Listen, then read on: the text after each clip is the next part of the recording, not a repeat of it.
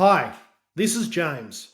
Welcome to Slaying Sober, where we tell stories of addiction, recovery, and hope.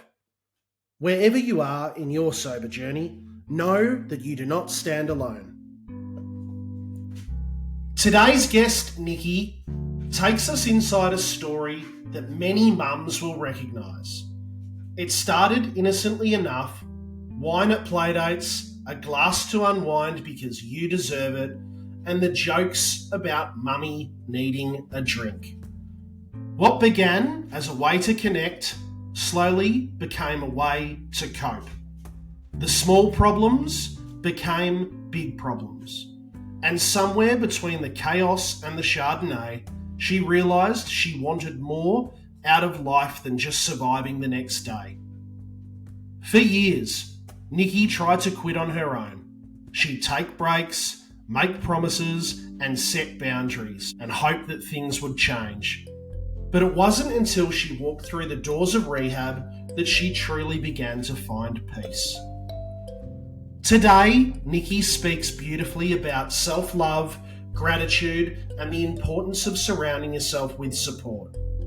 She's honest about the fear, the guilt, and the ongoing work of recovery, but she also speaks about the freedom, connection, and joy that comes with it. By her own admission, recovery has been the hardest thing she's ever done, but the most rewarding. Today, she's changed the narrative. Her girls now have the mother they've always deserved. Reliable, dependable, strong, and inspiring. Welcome, the very inspiring Nicki. Righto, Nicki. Welcome to Slaying Sober. Thanks a heap for joining me. It's been a long time coming. It has, hasn't it? I know. I've been putting this off and putting this off. I don't know why, but yes, you've chased me down and I've agreed. You have a beautiful story, so we'll look forward to hearing it. Oh, How long have you been sober for now? I've just, as of this week, hit 9 months. Yay, congrats. Amazing. A full gestational period. I know. Well, that's what I said the other day. I said that to my partner. I could have had a baby in that time. Yeah. Very good. And how are you feeling? You good?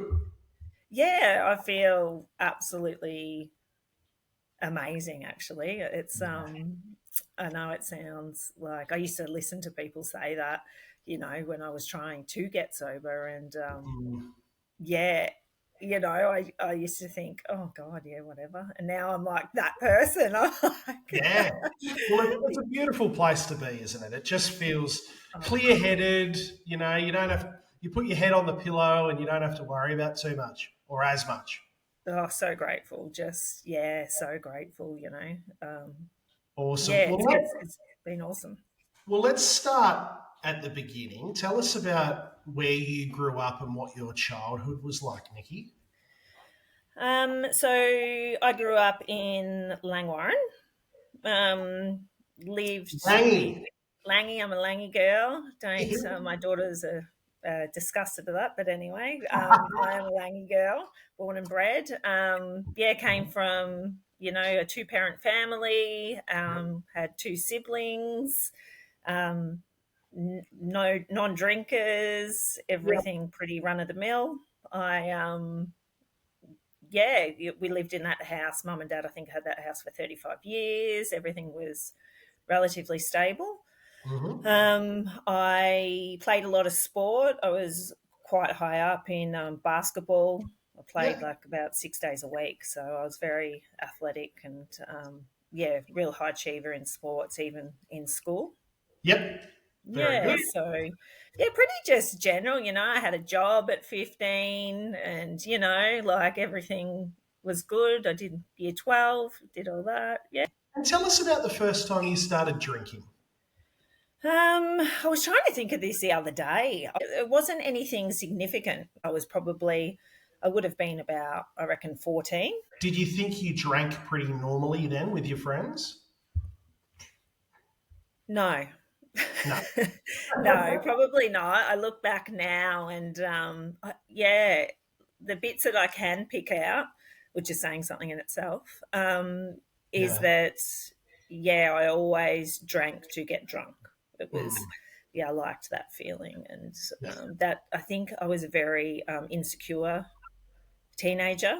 Yeah. And I think alcohol throughout my life has given me the confidence that I didn't have, Yeah. in myself, something I've had to learn over time. So, yeah, just you're going out drinking with friends. I can remember the times throwing up in gutters, and Yeah. yeah, so I always pushed it. Yes. Were there Always was a big consequences to drinker. that? Sorry, Were there consequences to that when you were young? no, not really. Mm. No, there weren't really any consequences to that. It was just like that's what everyone was doing, and my Yeah. So you parents, I just got guess, my along with it? parents didn't know really. Yeah. Yep. Fair. Um, yeah, they didn't know. We're just going out partying, and And how yeah, did so how did that escalate as you got older? that escalated into recreational Yep. drugs Yep. when I was younger. So I started hanging around quite not a great group of people. Mm. And a lot of party drugs, your ecstasies, your speed and stuff was introduced quite young. I reckon that was Mm. about 15 as well. Okay. Yep. And I always loved that. And like I said, they were older, so I was going out to nightclubs Yeah. um, Right. at 15, and I'm Yeah. talking nightclubs in the city. Like your big ones, seeing things that 15-year-olds should not be seeing. Yeah. So Absolutely. That's pretty wild. So your parents gave you a fair bit of length of leash to be able to do that. yeah, I guess they trusted me, really. Yeah, they trusted me. I can't really remember. I must have definitely told them I was just going to stay at a friend's house. Yeah. They didn't obviously know the details, Yeah. and I just got around it like that. And did you Yeah, tone it down at all in your twenties and grow up a yeah, bit? yeah. I did. Yeah, like I had kids about. I had my first daughter about 26. Yeah. I didn't drink through my pregnancy or anything like that. Yeah, and really wasn't interested. Really got back into my fitness. Yeah. So you Yeah, wouldn't have classed focus. yourself as an addict or an alcoholic then. You were just having a party with your friends, pretty normal behaviour. Oh, 100%. Yeah, it was just the binging, Yeah. and I am a binger. Yeah. I, Yeah. Yeah. I'm a binger. Like to have a party, like a good time. Yes. Yeah. Yeah. I get it. Yeah, I'm a dopamine junkie. So I I love. use those words today. Yes. Yeah, yeah. So, yeah, still like you used to go out for, birthdays and write myself off. Yeah. Um, never drank Generally, one or two drinks. but you were a mum and they became your first port Yeah, of call and you, yeah, yeah. I love being a mum. That was great. yeah. My father got sick, um, and I watched him die for 3 years, slowly. So I look back now and think, this was kind of a bit of a breakdown to where I started drinking again, as I got anxiety really bad. So Yeah. I began suffering from anxiety. I'm sorry you had Um, to go through that. yeah, it's just a part of my life that I have to deal with. Yeah, and I found that just one sip of alcohol, and that anxiety would leave. So Yeah. I became really reliant on it for fixing that problem. Yes.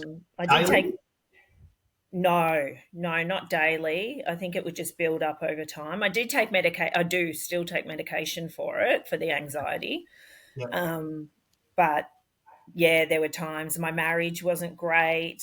I was in Hmm. a toxic environment. Yeah, was things were starting to go downhill. So, you Big know, life events. yeah, yeah, really big life events. And yeah, and also I think, yeah, I just turned to it because it was the only thing that really numbed it. And it was a thing. You're a mum you had a glass of wine. You know, that's what you do as a mum. You have your Yeah, glass of wine, and you know, and that's okay. That's expected. You know, yeah, I'm not money doing wine anything culture. wrong. Yeah, yeah, exactly. So Did you do it in a social setting, like you drank with other mums and whatnot? yeah, yeah, and that was the other thing. I started to meet mums through obviously the kids going to school. I lived in a really nice community where, Yeah, you know, we even when the kids were a bit younger, you'd pop over, you know, during the week at lunchtime, and you'd open a bottle of champagne, and you know yeah, the kids would be playing. You know, yeah. it was a thing that you did, and Treat yourself.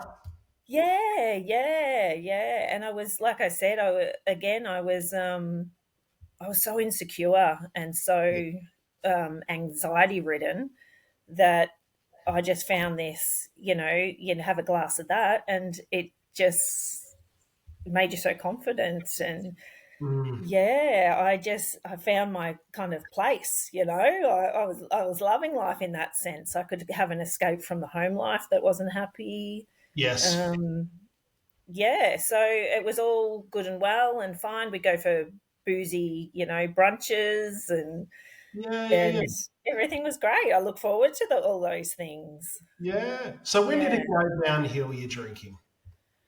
Um, so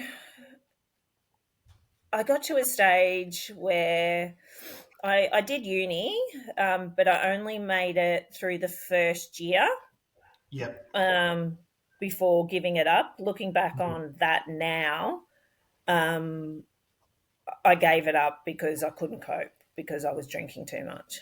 Yeah, Yeah. okay. Yeah. Yes. So that was in 2018. And I Yep. thought, well, maybe started to think, oh, maybe I'm overdoing it here. You know, This is maybe it's post becoming a children and you're into uni studying. yeah, yeah. Maybe this is becoming a bit of a problem. You know, the drinking, but then obviously just push that aside, and you know, just oh, you're being too harsh on yourself. Other people say that to you as well. You know, Mm, they're not seeing what's happening behind closed doors, where you're drinking a bottle a night or yeah. every second night, you know, or a couple of bottles. You know, it starts off. I remember I used to have. Then I went on to the vodka, and I'd Yeah. drink half a bottle. I'd keep myself at half a bottle, and that Yes. was it. I cut myself off at that, and then that Yeah. slowly crept a bit more, a bit more, a bit more. You know. Does, and it's if you drink half a bottle of vodka, I reckon it's pretty hard to sort of try and line up. Have you drank the top half or the bottom half, or whereabouts are you with it? Yeah, exactly. And I think also, like, you know, you by the time you hit halfway, you're pretty under the weather that by then. So, you You're on know, the getting way. that line right, I'd think, oh yeah, that was my half, and I'd wake up in the morning and there was Yeah. a swig left in the bottle, you know. Yeah. No, And here's me no. going to bed thinking, oh yeah, you know, I've done really well here. I've only drunk Yeah. half the bottle. But yeah. Give talk to me about your marriage and your marriage breakdown. Um, it definitely had a massive role to play, the Yeah. marriage breakdown. I was just so unhappy, so Yeah. insecure about myself. It was a really toxic environment. Yes. And yeah, it got to the stage where, you know, there was a lot of fighting, and yeah, he also was a heavy drinker. Yeah. Um, so yeah, that didn't help the situation at all. You've got two drunks. um, Yes.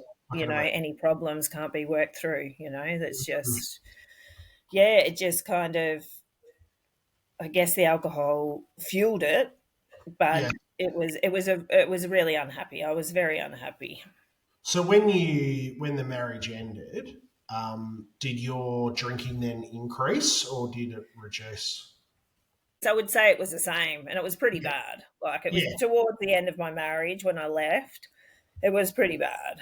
Yeah. Like, yeah, I was really getting into it, giving it a nudge. I'd tried to quit a few times. I'd been at that stage, well, I've been separated for 3.5 years, and probably 2 years prior to that, I'd um, heard about AA.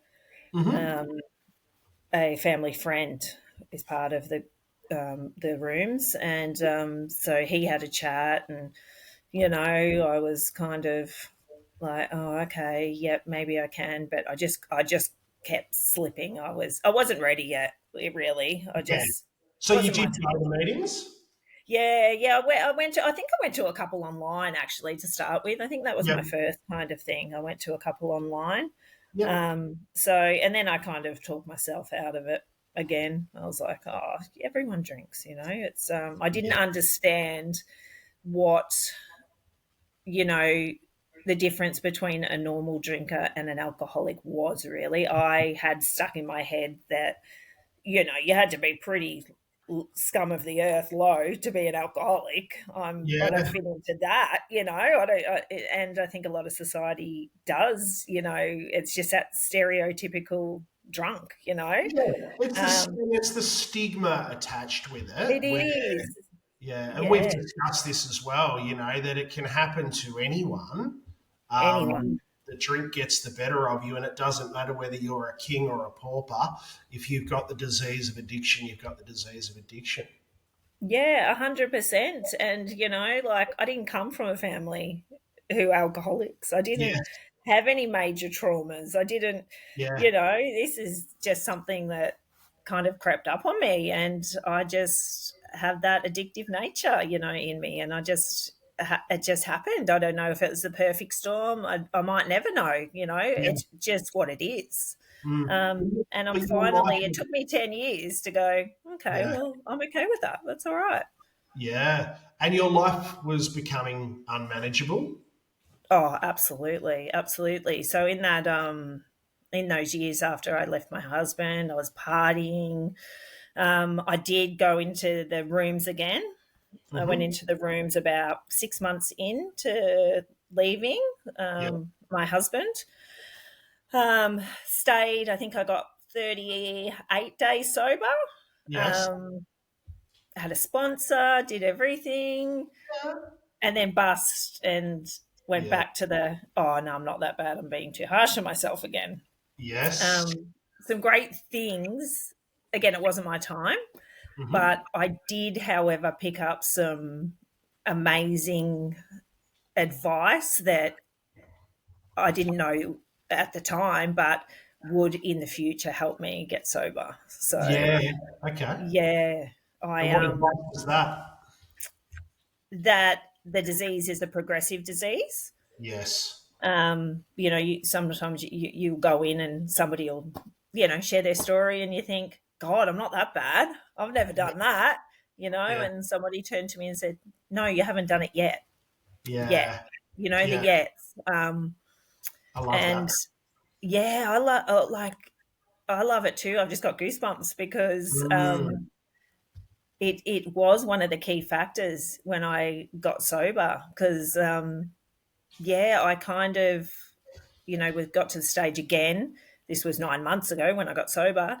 That Yeah. I look back on the 18 months that I'd been out of the rooms Yes. and I had progressed. The disease had progressed. I was doing things that I swore I would never do. Yes. Um, and not just Any of doing it those you once. want to elaborate on? Not really. No, Well, yeah, you were yeah, stepping over boundaries I and doing things was. you're proud of. Yeah, just really. And I went, okay, if I keep going down this path, Yeah. I'm in I'm in deep trouble here. Yeah. And I also had this feeling come over me. Oh, I don't know. People might think I'm crazy. I kind of had this thing say to me, "Nobody's coming to save you," Yeah. because Yes. that's what I think I was always searching for, somebody to fix it. Yeah. I feel you. I can relate to that. Did people tell you that you had a problem around you? Um, yeah, I was always the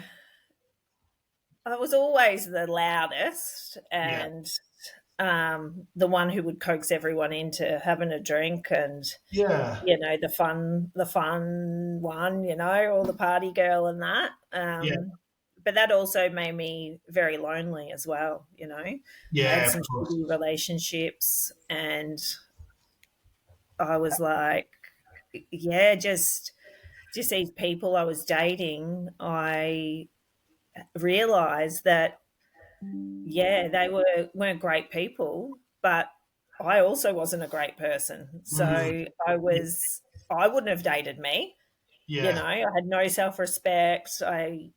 Didn't care for anything really but the booze at that yeah, time. So I was selfish, and all that mattered was when I was going to have a drink, and have a mm, party.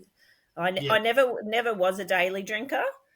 yes, And I think that's another misconception, that you have to be a daily drinker. I was a binge drinker, so probably every 3 days yes, I'd have a binge. So, and I sought a whole heap of different avenues for help.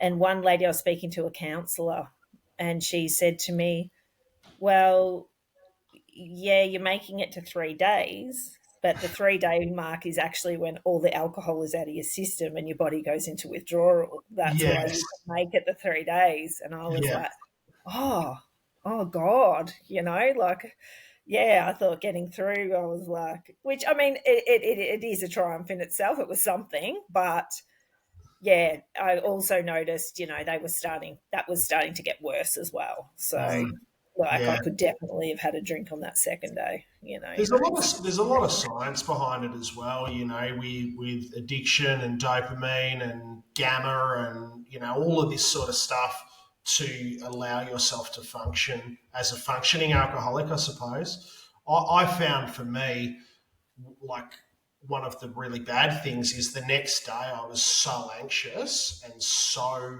low that it became important that I needed to have a drink to be Yes, able to actually function, particularly after like real big benders on a Friday or Saturday night. I'd be hanging out for that first drink the next day, yeah, and like where it might have been at 7 p.m. and then it was 5 p.m. and then it was 3 p.m. and the next thing, like, is there a bottle shop open at 10 o'clock in the morning when I'm on the way home from yeah, the city, because I need to have a couple to steady the hand or whatever it might be. yeah. Yeah, I can see that. It's so true. For me, I was a more, let's just feel sorry for yourself and cry all day in the Yeah, bed and yeah. beat yourself up and tell yourself what a crap person you are and I'm what a never going to loser do you this are. again. I swear I'm never going to do this again. God, if I'd had a dollar for every time I'd said that, Yeah. like, I'd be a millionaire. So, Yeah, right. So how did you get better, and when did you realise this last time around that it was time to stop? well, like I mentioned before, I had that. I woke up on the 6th of January Yep. after I'd had a massive, massive bender. Yep. I'd thrown up all day, Mm-hmm. till 8 o'clock at night. Actually, Mm. um, was sick as a dog. Then went to sleep that night. Woke up the next day, was still feeling terrible, and was at the stage where I was devastated that I was waking up in the morning. Yes. I'm like, oh, still here, just take me away. I was at that stage where I was disappointed that I still had to live this life and had to, yeah, that I couldn't have just passed away in my sleep, because Yeah. it was such a shit life by this stage. Yeah. I'm sorry to Yeah. hear. So I made the decision.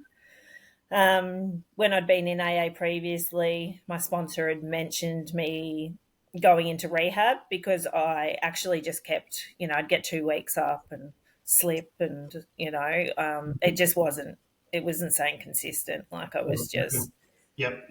yeah. But what the rooms at that stage weren't enough for me. Yeah. So I actually woke up, and I was so sick and tired of being sick and tired that I called one of the local rehabs, and said I need help, and they were beautiful. That's a Sea Haven. Yep. So Yep. We Yeah. know them well. Well known, yeah. Oh, and I got beautiful Jodes. Yeah, And yeah, and honestly, everything was, yeah, just handled for me, really. amazing. I think So how it's, quickly were you in there? sorry, How quickly were you in there after 3 days. All right, yeah. Yeah, yeah. Wow, that's So pretty 3 days. I paid for it because a lot of people won't be able to, uh, pay for these private clinics, and they do have to wait in the Yeah, public system. I was fortunate enough to have enough in my super, yeah, yep, and was able to take it from that. And again, I didn't really have to deal with any of the paperwork with that. There's a company that actually does that all for you. So yeah. Wow, yeah, that's amazing. So you accessed your super to get yeah. now. Yeah, to get into Sea Haven, and yeah, they made it. The people at Sea Haven made it happen in 3 days. So Wow, wow. And you haven't picked up since then. nah, So what did you learn in rehab? I gave myself a break. Yeah. I removed myself.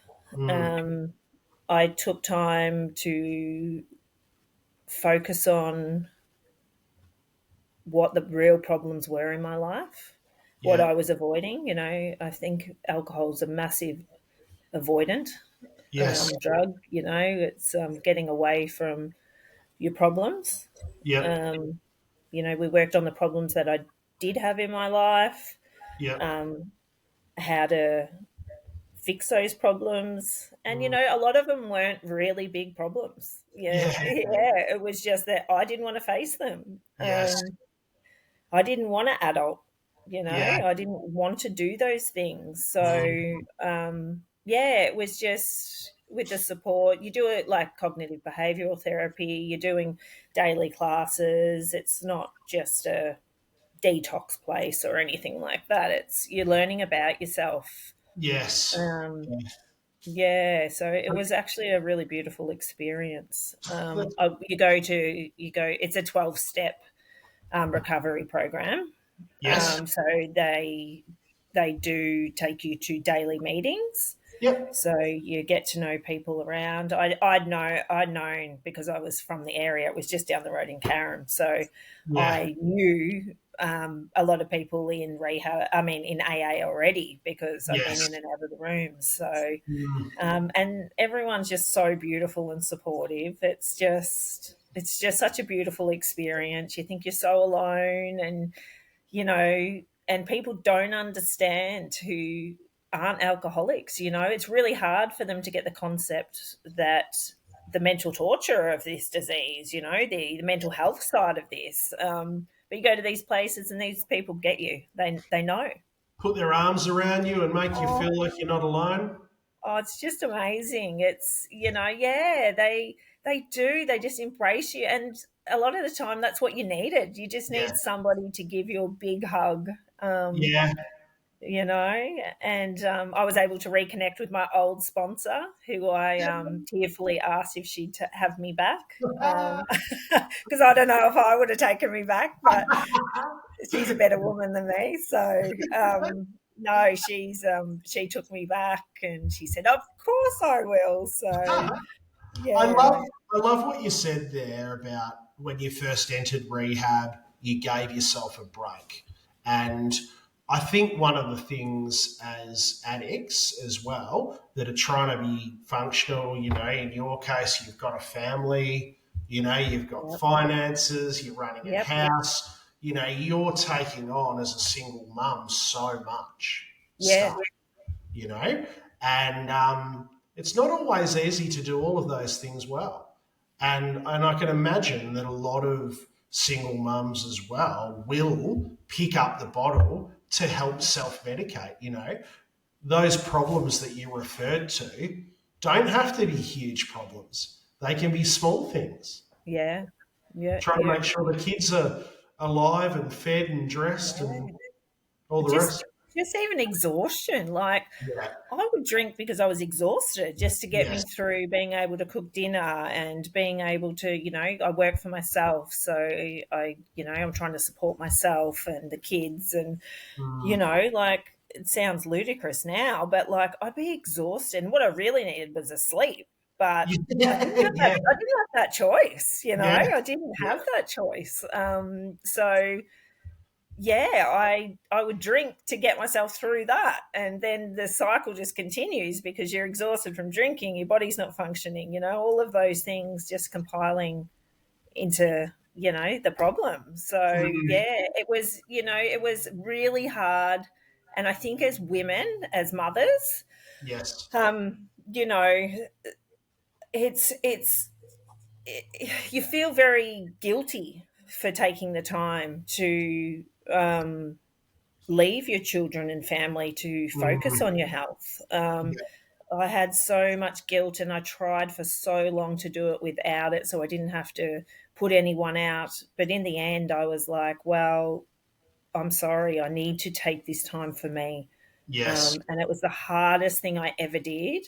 yep, But I knew there was just this voice inside me said, you'll thank yourself. Just do it. yeah, And guess what? Everyone survived. Everyone was fine. The kids now are happy and healthy. They can rely on their mum. They've got me back. I had my sister say to me yesterday, it's just so nice to have my sister back because you're yes. you're a totally different person. That's so beautiful. And do your kids have the emotional intelligence to see that as well? Yeah, definitely. Yeah, they definitely do. And I was completely honest with them. Yep. I just said, mum's got a problem. Mm, Addiction is something that needs to be handled properly, and I need help. I can't. I don't want to go on like this anymore. So, good on you. and that's a real driving force. I did it for me, but I also did it for my family as Yeah. well. Yeah. Yeah, Yeah. I think it's got to be twofold. It's like you need to be ready for it to yeah, surrender to the fact that you you do. need help and put your hand up. And then also there's a why there as well. Like on those difficult days, like why am I doing this? It would be really fun to keep partying, but Yes. you quickly forget about all the bad times. And our kids deserve better than that. Really, they Yeah, deserve the best version of us. That's kind of one of the ways that I look at it. Like my children deserve the best version of me. they do. And it's not their fault. They didn't ask to be born. We Yeah. have this obligation to them to be, like you're saying, the best version Mm, of yourself. And if taking some time out to make yourself the best version of yourself is what you need, just yeah. do it. Yeah. Or my best advice is do it for yourself. Like, just do it. You deserve it as well. Like, Yeah. you deserve to be happy, and you can be happy. And you've got daughters, don't you? Yes. Yeah. And they're like they're seeing this role model, their mum, their beautiful, strong mum, Yeah. being brave and being strong and working towards recovery. I mean, what greater role model than that in life?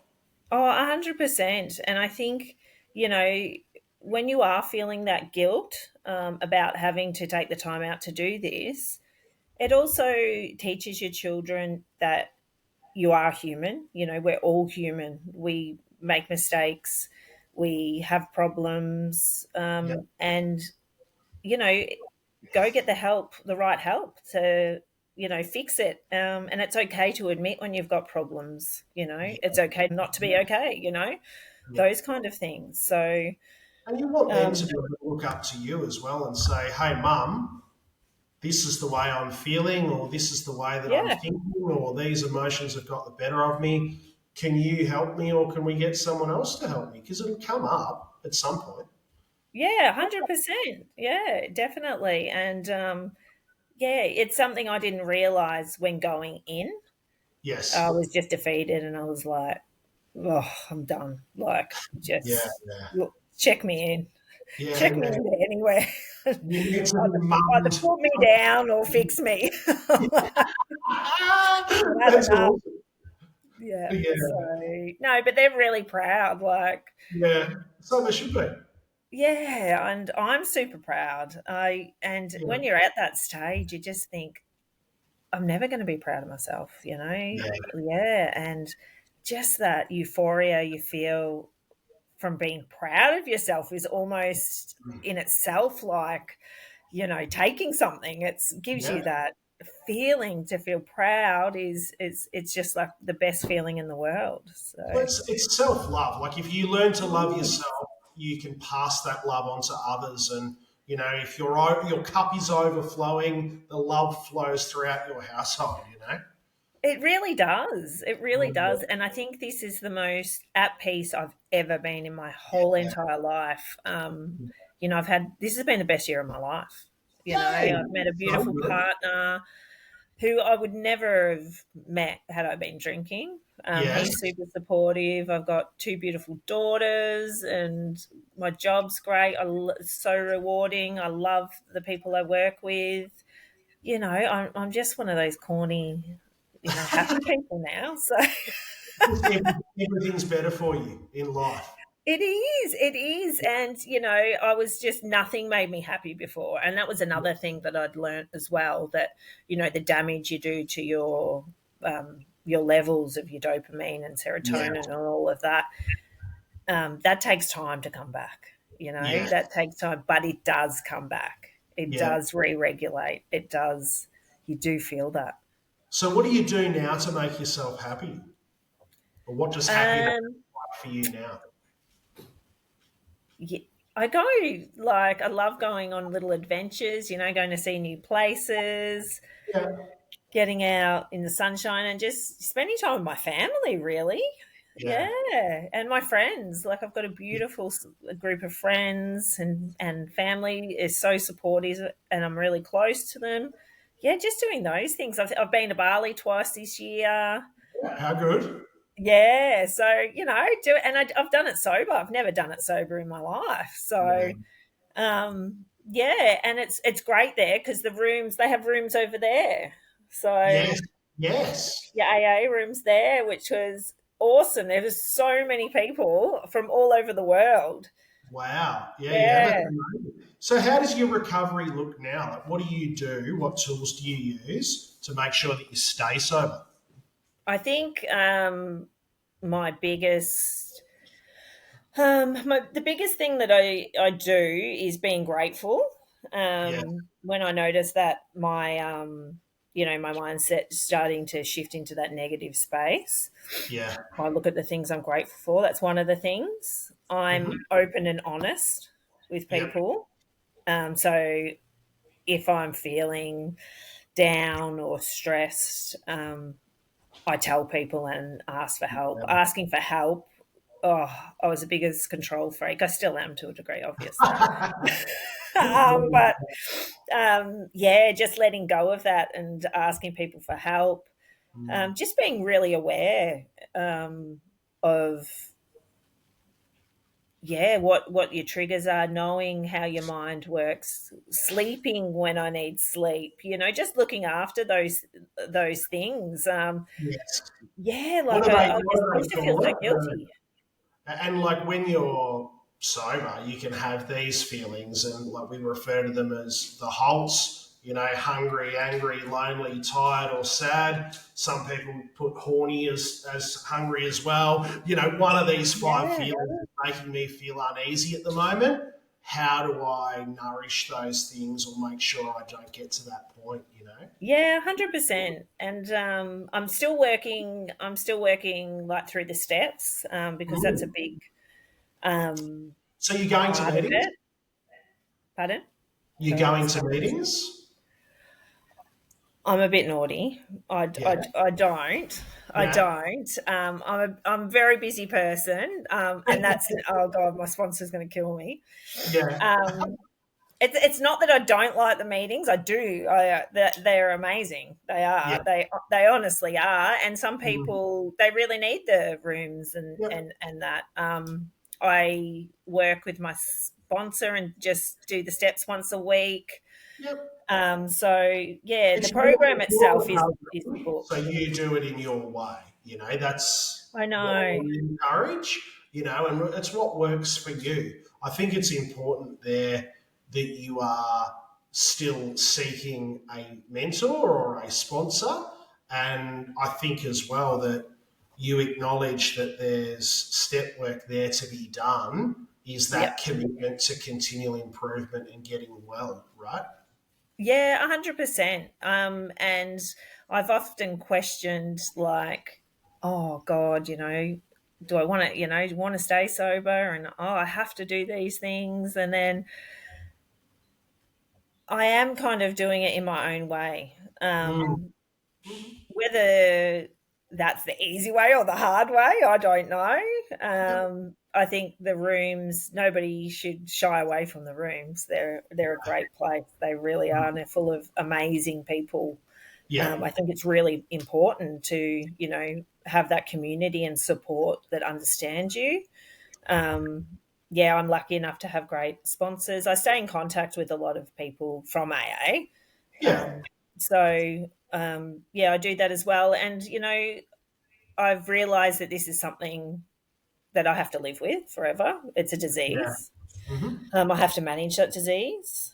And I also feel like an obligation that, I have to also share my Yeah, recovery with people, yeah, because somebody freely did it for me. So yeah, yeah. how that looks, I'm not 100% sure yet, but I This is a know. good start. Yeah, well, this is one of the reasons, because I was ready for that, and I was like, right, you have to give back. You have Yeah, to give people hope. yeah, That yeah, yeah, if I can do it, you can do it. yeah. But get help. Like, don't do it alone. You Mm. don't have to. Don't Yeah, waste your time doing it alone. Just go and get the help. you're not alone, and there's many other people that have done it before you. 100%, you're not alone, and you know, people have just been great. I always had this thought that people would be like, oh, stay away from her. She's an alcoholic. Yeah, But people are really great. They're really positive, even like the normies. yes. They're like, wow, good on you. Like, Mm. good on you. That's a massive thing that you've done. You should be so proud. I've Yeah. never had anyone be negative about me being an alcoholic. I think there's never been a better time to be vulnerable and to recover. I not that I've known that many other times, but Yeah. it really does feel like the more I open up and tell my story, the more people come with a full heart, Yeah. and build genuine connection with people. And anyone that turns their nose up, Nikki, and says, "Oh, they're an alcoholic. I might not Yeah. trust them or whatever." It's like that person's probably fucking got some issues themselves. 100%, 100%. And you'll find that I love that too, because you start telling people, oh, I'm an alcoholic, and people go, oh no, you're just being too hard on yourself, Yeah, and I think it makes them consider whether they are as well. They're like, oh well, I'm not that bad, like I don't drink, and I'm like, oh no, I never said that you were, I yeah, just, yeah, yeah, and they're kind yeah. of like, oh shit. Well, Oh, she's an this is alcoholic. awkward. Maybe I'm an alcoholic. Hang on. Yeah. How much did I used to drink? Or Mhm. how much did she used to drink, and how much do I drink? It does make people question. But I've Yeah. also found, if you are constantly questioning if you're an alcoholic, you Yes. probably are. You probably are. Yeah. Yeah, because normal people, normal drinkers, don't obsess about it like we do. Yeah. I think if alcohol is a problem in your life, if it causes problems, then Yeah, it likely is something that you should consider whether it serves you anymore. Like if yeah. something doesn't serve you and causes you pain, why keep going back there? Yes, well, that's the insanity of it, isn't it? Of the disease. Exactly right. We keep going back no matter what. Exactly right. Well, I'm going to thank you very much, and I'm really grateful that we got together and that you shared so much of your story with me today. Oh, thank you so much for having me, and thank you for pushing me into Gentle encouragement, Nikki. encouraging me. It was encouragement, it was. And I'm sure by you sharing this today. It's helped me in my recovery. I hope it's helped you. Your daughters might look back at this as a bit of a legacy piece of shit. Mum's gone a long way, you know? Yeah. And you might want to share it with people that you love. But there also might be someone that's really hurting, that it falls on their ears and it helps them out. So for that, I'm very grateful for you helping others. Oh, thank you. And I tell you what, yeah, it's hard and it's, a journey, but it is such a beautiful journey at the same time. It's, my sponsor once said to me, I wouldn't take this from you if I could, the alcoholism, because she said the journey and the growth is a beautiful thing, and to experience that yourself is just amazing. So absolutely. I wish you all the best with your recovery, Nicki. Thanks for joining me on Slaying Sober. Amazing. Thanks, James. Take care. Cheers. Bye. Thanks for joining us today on Slaying Sober.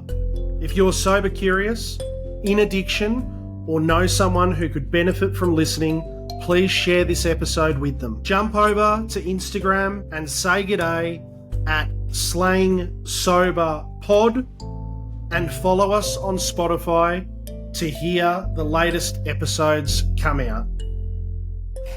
Until then, keep slaying sober.